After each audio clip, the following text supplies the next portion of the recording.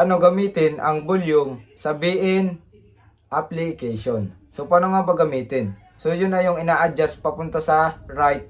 Ibig sabihin, palakas ang kanyang volume. Pag naman papunta sa left, ang kanyang volume, pahina.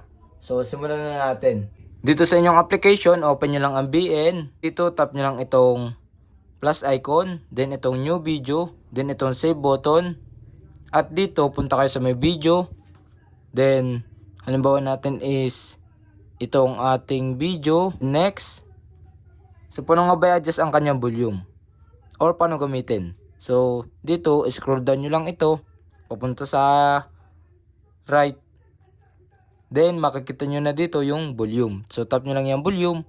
Then nakaset siya ay sa 100. Pwede nyo siyang pababain or pwede nyo siyang itaas. Pag naman mataas, ibig sabihin malakas. So kapag mga 35, mga 30 pababa, so ibig sabihin mahina na ang kanyang sounds. Kapag naman mga 100 plus pataas, mga 130 is ibig sabihin malakas na siya or malakas ang volume.